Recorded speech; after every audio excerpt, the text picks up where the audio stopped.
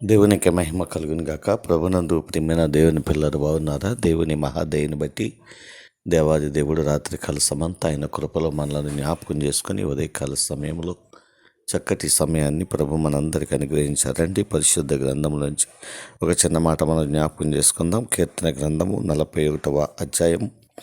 ప్రియమైన దేవుని పిల్లల 12వ వచనం చూసినట్లయితే, నా యథార్థతను బట్టి నీవు నన్ను ఉద్ధరించున్నావు, నీ సన్నిధిని నిత్యము నన్ను నిలబెట్టదు. దేవునికి మహిమ కలుగును గాక. దావీదు అంటున్నాడు, నా యథార్థతను బట్టి నీవు నన్ను ఉద్ధరించున్నావు, నీ సన్నిధిని నిత్యము నన్ను నిలబెట్టదు అని మాట్లాడుతున్నాడు. నిజమే, ఆయన సన్నిధిలో మనల్ని నిత్యము నిలబెట్టడానికి దేవుడు మన యథార్థతను జ్ఞాపకం చేసుకుంటున్నాడు. మన యథార్థవంతులు కాదు, కానీ కేవలం ఆయన కృపచేత మనల్ని యథార్థవంతులుగా నడిపిస్తూ ఉన్నాడు. కాబట్టి దావీదు అంటున్నాడు, నా యథార్థతను బట్టే, నేను జీవించే జీవితాన్ని బట్టే నన్ను ఉద్ధరిస్తున్నావు, నీ సన్నిధిలో నన్ను నిలబెడుతున్నావు అని కీర్తనకారుడు జ్ఞాపకం చేస్తున్నాడు.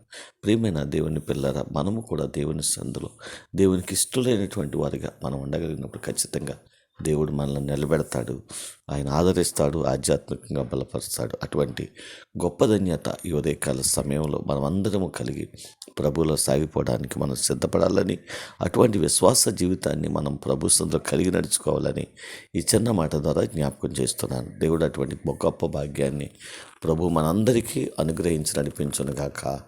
ఆమేన్. కృపా సత్య సంపూర్ణమైన మా తండ్రి, కృపామయుడైన మా దేవా, నీ కొందనాలు స్తోత్రాలు తండ్రి. ఉదయకాల సమయంలో ఈ చక్కటి మాటలు జ్ఞాపకం చేసుకునే భాగ్యాన్ని మీరు మాకు ప్రతిదినము మీరు అనుగ్రహిస్తున్న విధానం బట్టి మీ కొందనాలు స్తోత్రాలు.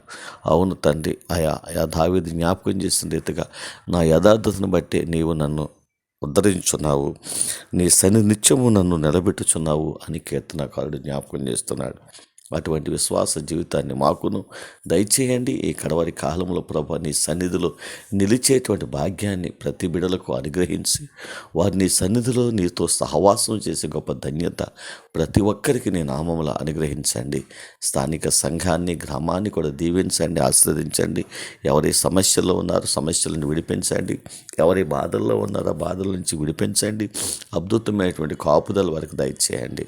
మా రాష్ట్రాన్ని జ్ఞాపకం చేసుకొని రాష్ట్రం ప్రతి గ్రామాలను, ప్రతి పట్టణాలను కూడా మీరు దీవించి ఆశీర్వదించి ఆశీర్వాదకరంగా జరిగించండి. దేవబిడ్డలు చేస్తున్న వ్యవసాయములను, చేతి పనులను, వ్యాపారములను, ఉద్యోగములు కూడా దీవించండి. నూరంతల ప్రతిఫలం దయచేయండి. ఇది నాన్ని చక్కటి కార్యక్రమాలు చేసి నేను గణపరుస్తున్న వారిని కూడా గణపరచండి. అద్భుతమైనటువంటి కార్యములు జరిగించండి తండ్రి. దేవ మా దేశాన్ని, దేశ ప్రజలందరినీ కూడా దీవించండి. దేవబిడ్డలు చేస్తున్నటువంటి చేతి పనులన్నింటినీ ఆశీర్వాదకరంగా మార్చండి. ఎవరే సమస్యలతో బాధపడుతున్నారో సమస్యలను విడిపించండి. మంచి ఆరోగ్యము, బలము, శక్తిని వరకు దయచేయండి.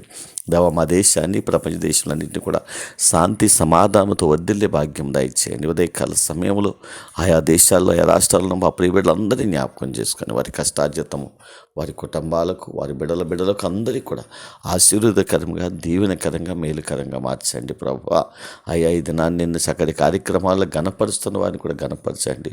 వారి జీవితాల్లో నెమ్మది, సమాధానం దయచేయండి. ఎవరే సమస్యలతో ఉండి బాధపడుతున్నారో సమస్యలను విడిపించండి. వ్యాధులను స్వస్థపరచండి తండ్రి. చిన్న బిడ్డల చదువుల్లో మంచి జ్ఞానము దయచేయండి, గర్భఫలము దయచేయండి. దేవా, బలహీనులుగా ఉన్న వారిని మీ రక్తము చేత కడగండి. మంచి ఆరోగ్యం అనుగ్రహించి మీ కృప ద్వారా గొప్ప కార్యాలు జరిగించి మహిమ పొందమని యేసు నామములో ప్రార్థించి స్తుతించి ఉదయకాల సమయాన్ని మరొక్కసారి మీకు అప్పగిస్తూ ప్రారంభిస్తున్నాము తండ్రి. ఆమేన్.